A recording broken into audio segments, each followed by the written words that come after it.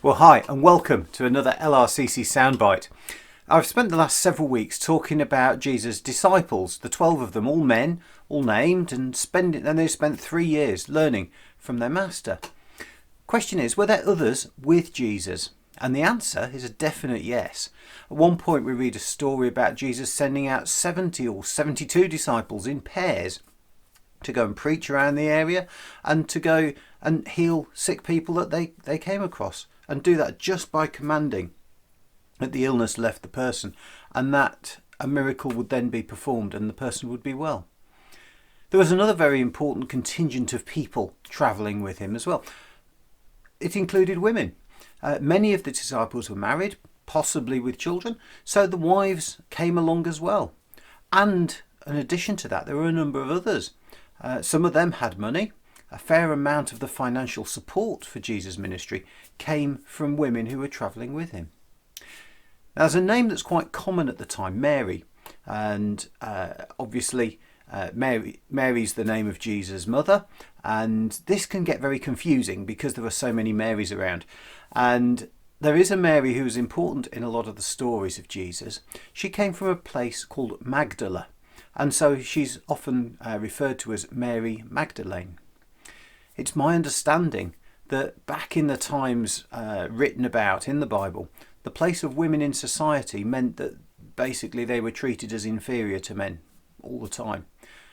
And I think that didn't sit well with Jesus. Jesus didn't ignore women in his ministry, quite the opposite. They were included in equal part to the men. You see, in God's eyes, all are equal, men and women, equal. Jesus was a Jew, and yet he also saw Jews and foreigners as equals, even the Romans, the hated occupying force at the time.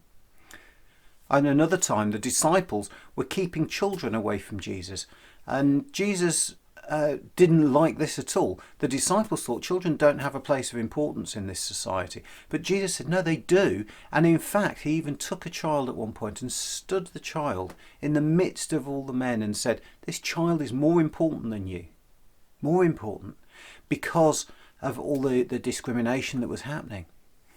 Major countercultural stuff was going on in Jesus' ministry, good stuff. And it's quite simple that all are equal in God's eyes. Anyway, let's just nip back to Mary Magdalene for a moment.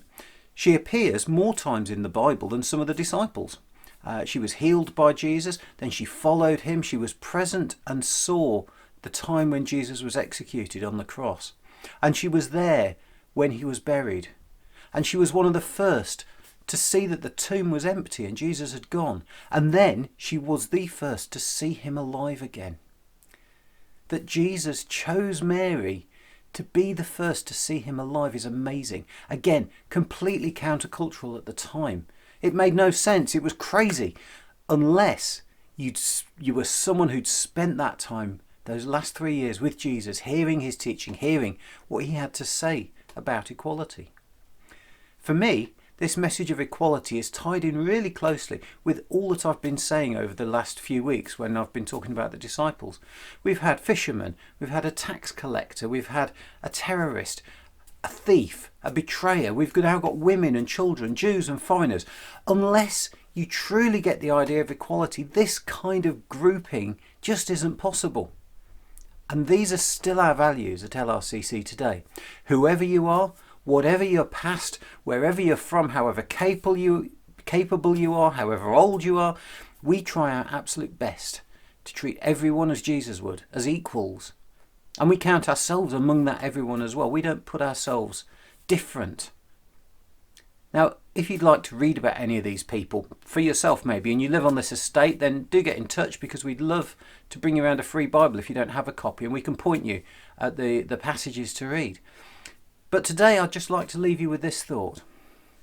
Treating people equally can sometimes be really hard, especially when we're dealing with people who maybe don't think quite the same way we do, or do things in a different way. Often it can be unconscious and we don't even realise we're doing it. So just think about those people who you feel you don't get on with quite so well, or you don't quite understand.